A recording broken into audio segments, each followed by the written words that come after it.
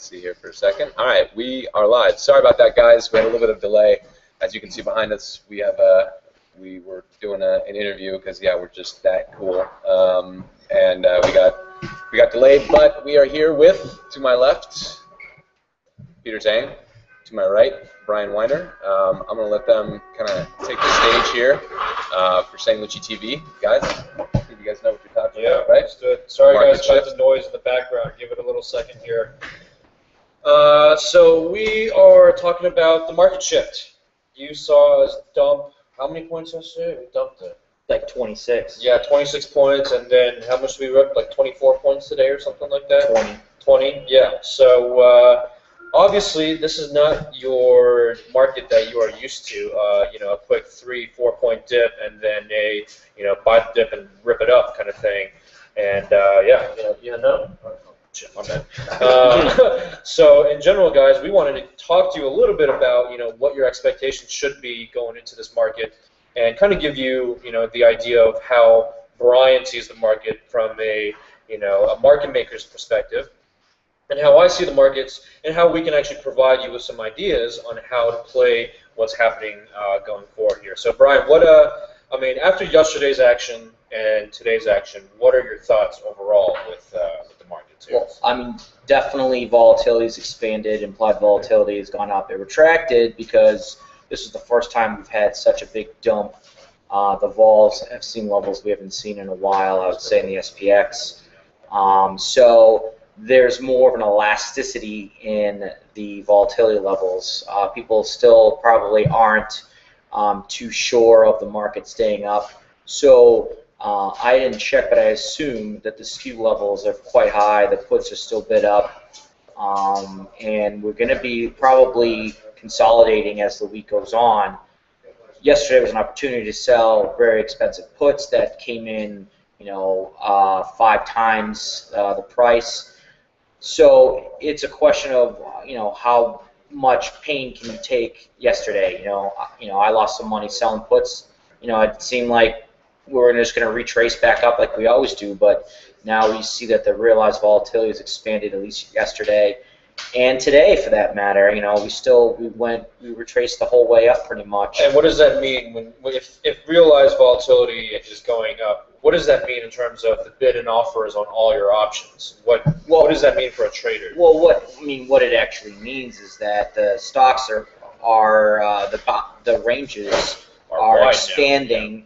So the ranges and the options are expanding too. Now we have a higher base volatility, or the I would say the moving average of implied volatilities is now increasing because of yesterday. So, and there's greater ranges. So the support and resistance levels are expanded now based upon that. And overall, guys, what that means is that your options are going to have additional premium that they did not have before. For instance, if Google was trading at $1,100 and we did not range the way we did, there may be only $1 worth of premium on something that's maybe 2 or 3 strikes out on a Wednesday.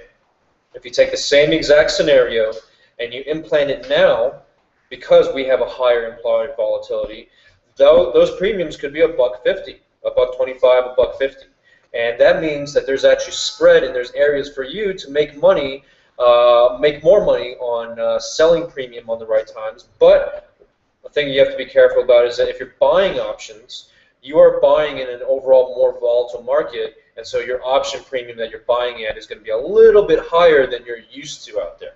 So that's something just to take note. With what's going on. In addition to that, my overall thoughts are that, with all of this more expanded range, you're going to get more selective names that get moving. The markets go through this cycle all the time. We saw it last year, the year before. It happens sometimes in the summer. It happens sometimes in the winter. It happens sometimes around earnings in the spring. And, what you need to watch out for is that the likelihood of a broad market move, whether down or up, has kind of exhausted itself. We've seen awesome moves in the banks. We've seen awesome moves in the tech companies in the past 2 months because the entire market was moving together. I think right now what you're going to see is that you're going to see select names just overall weaker and weaker and weaker. Select names that are stronger and stronger and stronger that just keep bumping up. But you're not going to have follow through in the spot. With this in consideration, that things are becoming more and more like fake outs out there.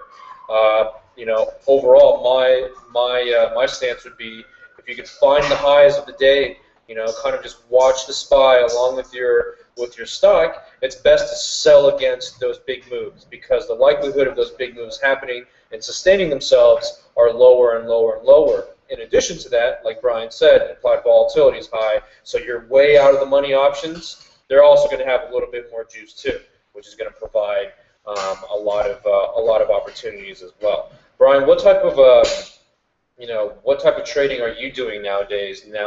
Or you plan on doing now that you see that we're getting a little bit more volatility and a little bit bigger ranges? What type of trading would you ideally do yourself? Yeah, well, in this environment now, these are when you might want to buy an option and hedge it. If it's say, and I always talk about, if we're gonna rally, buy puts and hedge them.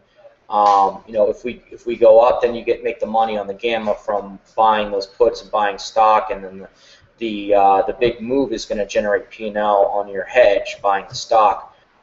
Yesterday, if you bought calls and sold stock, you made out like a bandit. Now, that's all about hedging and taking advantage of volatility. Some, as we were puking yesterday, some more out of the money, maybe like a 15 delta call, the price didn't really change, but you made money on the hedge. So the volatility, the implied volatility increasing allows you to maybe buy an option and hedge it and realize some gains on your hedge. Now, you might want to widen. If you just want to sell options, you're going to want to widen out a little bit. But when you're widening out into higher implied volatility, so you can be able to sell a strangle at a much higher price than you would last week, because people still have fear in the market. And then just today, the best trade you could have done is selling upside calls and hedging them. Maybe not in Tesla, because Tesla freaked out, but if on the open you sold Amazon or Apple or SPX, even better, you sold upside calls and hedged them. That was probably the best trade you could do. And what Bryan's talking about, even though these stocks are moving higher, you selling those options, you're literally taking advantage of blown up implied volatility. Okay, so you're making premium on volatility. And when you hedge them, you're going long the stock, and you're making money as the stock goes up. And these are strategies out there that you could all use. Obviously, with smaller accounts, it's a little tougher. You could trade in the money calls. You could trade in the money calls. In addition to that, something that we did see is that, or something that you might want to notice is that maybe a lot of people were trading naked a while ago. Just buying a call and letting it roll. And that's how they traded. Now that you're getting a little more expanded ranges, the likelihood of people, putting on spreads and more aggressive spreads and paying up for spreads is higher. That means that on these way out of the money options that they're going to be buying for protection, you could be selling those for premium because, again, there's more fear in the markets. They want to buy protection. And even though the price isn't going to go there, they're jacking up the prices of those hedges on the way outsides of those out-of-the-money options. And that's another opportunity for those who have a risk tolerance and know a little bit about volatility and price movement, that they can be sellers of those options to people who are looking for that protection. Right. I have a question. If you're talking about selling options a lot, for guys who have, let's say, between $5,000 to $15,000, is this something that they can do? Do they just have to make sure that they have the right hedge on and they're communicating with their brokers? Or how does that? There's no community. Broker's not going to give you more buying power generally.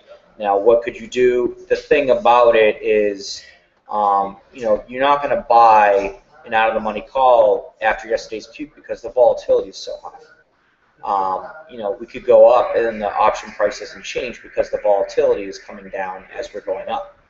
So you're saying that people should play stock if they can only go long only. Right. What you want to do really is trade it in the money call. You want to buy it in the money call and that's basically your only play when you only have a few grand. Yeah. You know, there's less time decay, and you're getting most of your premium is coming up because it's all delta. You know. And guys, this is just something you have to adapt with the markets. You know, buying out of the money options, trading them the same way that we've been trading them for the past 2 to 3 months was a great idea.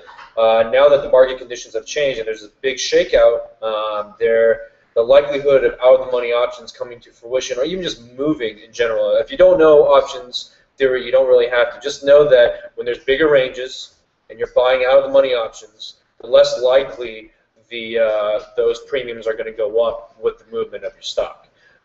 Because, again, there are other factors that go into the pricing of options. And overall, again, guys, just talking about the markets from an outlook standpoint, you can just look at the financials. They are all just dead. And then you look at all these random NASDAQ stocks, and they're not moving in sync at all. Some tricks that a lot of market makers use and a lot of bigger players use is that if you want to trade, say, an ETF, instead of hedging with options in the ETF, you can actually use a hedge with some overall weaker name that exists under that ETF. Those are strategies out there as well. And overall, guys, I would say you should be very, very careful of breakouts and breakdowns because the rest of your sector is not moving with you. If the rest of the sector isn't moving with you, the likelihood of that move being real becomes less and less and less. Obviously, again, guys, we always talk about our gains and we always talk about our losers here, and these are markets that overall, we don't do well in because our overall strategy is catching the momentum to the upside or to the downside when it really exists. And something that we were talking to Greg Gamba, our intern, is that you should always expect chop before you expect a real move. People are always working your prices. Market makers are filling the opposite side of your trade. They have more money than you. The best way for them to stop you out, to get good inventory, is by stopping you out. Okay, by moving the prices the other direction. And there's always a lot of whiplash back and forth, back and forth, back and forth. So again, guys, it is time to, this actually showed up, maybe like last week on Friday. Just the range that we saw on Friday was a little bit of an idea of what to expect this week. And going into earnings, I would expect more of this. And just be careful out there, guys. You have to understand what you're playing, and trade smaller. Trade a lot smaller, or utilize your hedges a lot more effectively out there. What else we got, Charlie? You got any other questions here that other people are bringing about? Yeah, I mean, I think one of the things that when we told people we were going to do this topic that they want to know about is what types of trading styles are going to flourish in this new market, Sure. In this new market environment. And Brian, I know you hit on that a little bit, but maybe you guys can pull it apart a little more, expand on it. Range trading, guys. So when you see a dip that's really puking really far, buy that dip, trade back into the range to the high side. When you see a high, tipping, take a little bit of risk and sell that high. Short the high. Fade the high whenever you see it. Obviously, you have to have some tape reading in there, and you have to have some sort of balls to actually make these choices because, again, we are transitioning from a high momentum market into a range-bound market. So when you're range-bound, support exists, resistance exists, support exists, ping-pong it back and forth. And this is ultimately, market makers do this exact same thing. They're going to bid, and they're going to try to offer, and they're going to be pretty wide on it, especially when it's range-bound. Brian, how would you play a range-bound market when say for instance, we're not going to really break out and we're really not going to puke? Right. How would you play those scenarios? Right. Well, that you take advantage of the pukes and sell puts because the volatility now has come alive a little bit. You're going to get higher implied vols on the puts, so opportunity to sell some out of the money puts. People are more afraid now. There's more people in the market, not just market makers that are afraid, and even market makers because they're getting hit on some other strike. Sure. And then when you go up, you might want to buy those puts because in any moment we start puking, the vol is going to come up. Sure. So, those puts go from 25 cents to 35, 45 cents in a matter of 5-10 minutes if we have a sharp enough move, because people are expecting the next big move. And again, guys, just be careful, because on big spikes, all right, just like in general, options, because they have additional factors that come into play, you need to be anticipatory. You need to wait for your option, or excuse me, for your stock to kind of slow down a little bit before you actually buy any options out there. Because again, when there's a frenzy, okay, overall volatility and activity in options is just going to go up. When there's more activity in general, spreads are going to widen and the premiums are going to widen. Okay, you need to catch your trades when times are a little bit slower on support and a little bit slower on your resistance areas. If you're buying.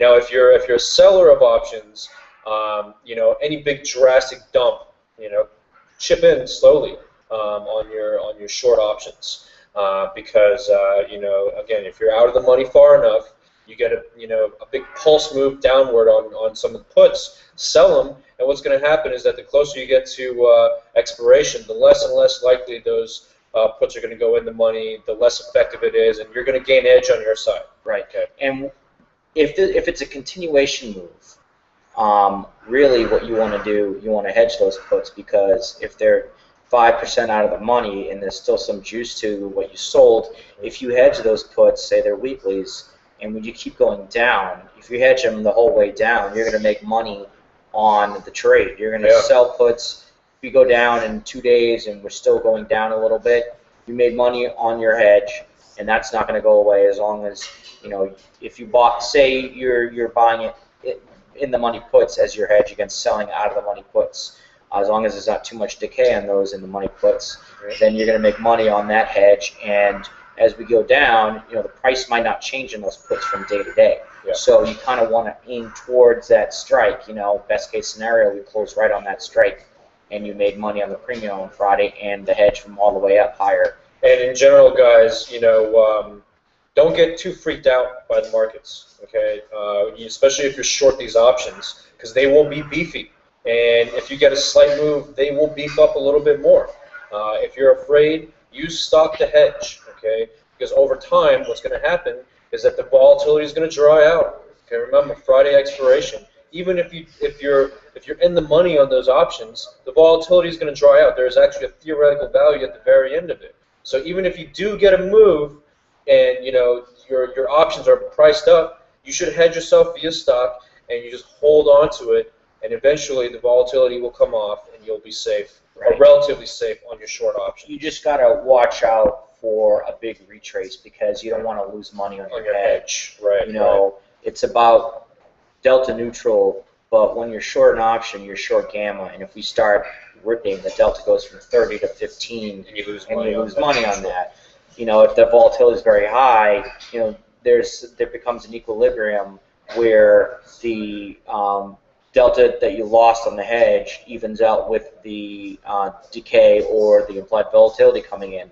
And if you think there's a continuation upwards and now you're break even on the trade, you want to get out of both. Yeah. So guys, in general, this may sound really complex to you. It's because now the markets are offering more complex strategies, a game to actually trade, and an ability to actually make more money in volatile markets. And just know that the really ballsy market makers and really big players are going to come out of the woodworks when volatility comes back.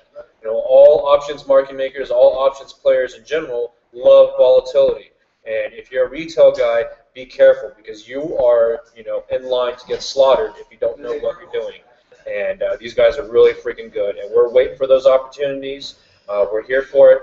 And again, guys, I think we're going to wrap up pretty much right here. But overall, make sure you send questions. Or Charlie's got some. I got a question for you.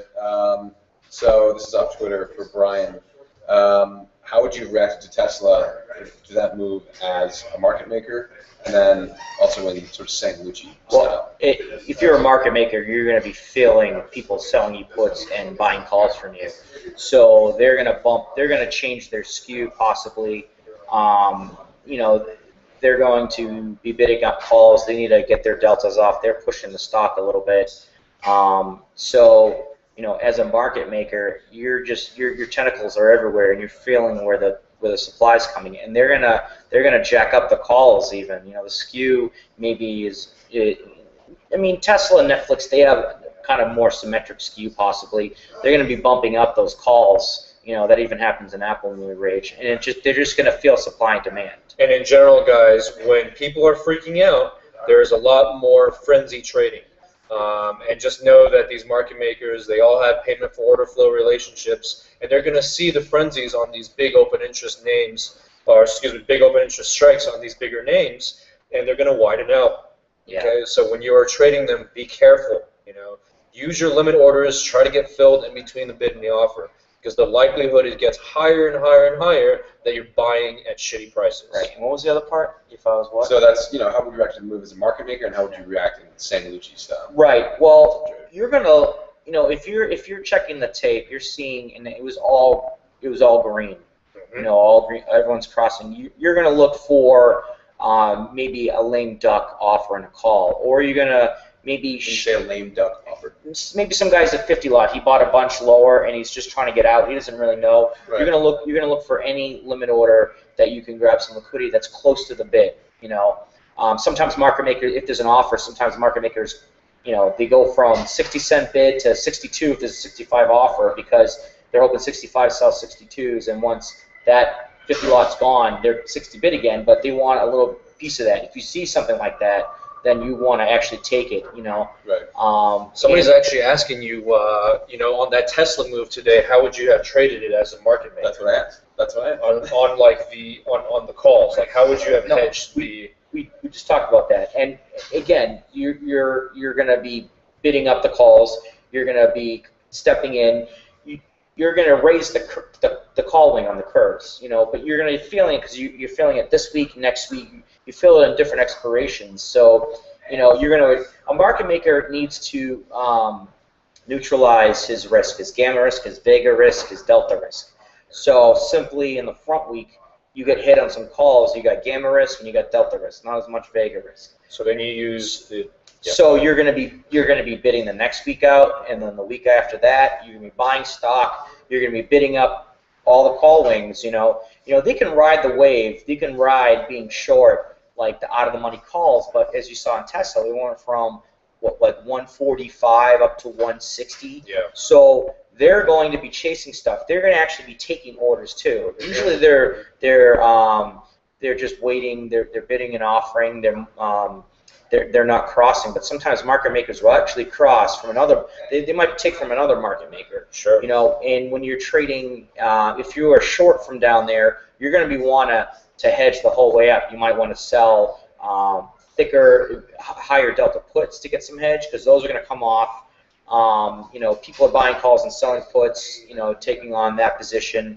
And you saw the news. There was news about the inventory, so that's going to be a bigger catalyst for you to actually cross and to hedge. And it's okay if you sold calls, that were 30 delta calls that became 50 if you hedge the whole way up. The volatility comes up, and now it is going to be a loser because the ball is going to come in because people are buying calls.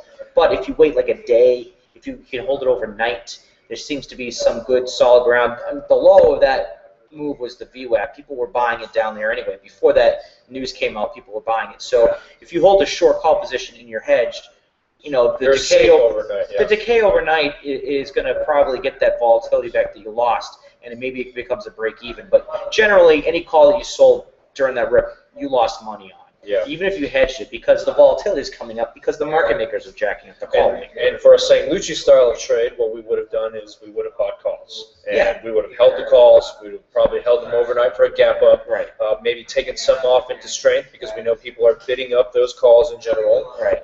Or what we would have done is sell at the money puts. Yeah. And what we want to do is take advantage of the delta move. Right. And also the overall jacked up level of volatility that we have in general. Another good thing, if you sold some 30 delta calls that became 40, I would sell the same strike put to get into a short straddle. So you get, the volatility did still come up, but you like the newest straddle, which is a very concise position. You got delta the whole way up. That is one hedge. But also, if you want to get into a naked position, like we would do at Sang Lucci, what I would do is I would buy a call and I would offer a farther out of the money call at a reasonable price where, even if the whole trade doesn't work out, you bought a call spread for a dime. It's not a big deal, but I would buy it. You see that tape, you see people keep buying, buy something, say some guys that fill out there, buy that 50 lot, and then sell some other call higher so you don't have premium risk as much. And you could get $5 to $10 call spread for pretty cheap. If you keep going up, then it becomes a $10 call spread for next to nothing. Yeah. And that's pretty much it, guys. These are complex strategies. The thing is, you come back, you learn more, you try to understand where your current market is and know the environment, and make sure you're not getting run over out there. Use the right strategies and stick with Lucci on it. Yeah, and guys, when you have questions, today is Tuesday. On Thursdays, we do Sang Lucci mailbag, right? So send your questions to mailbag@sanglucci.com. Use the hashtag Sang Lucci mailbag. If you guys watch an episode on Tuesdays, you have a question on it, send us a question. We'll answer it on Thursdays, and you can learn a lot doing that. So we will see you guys Thursday. Have a good one, guys.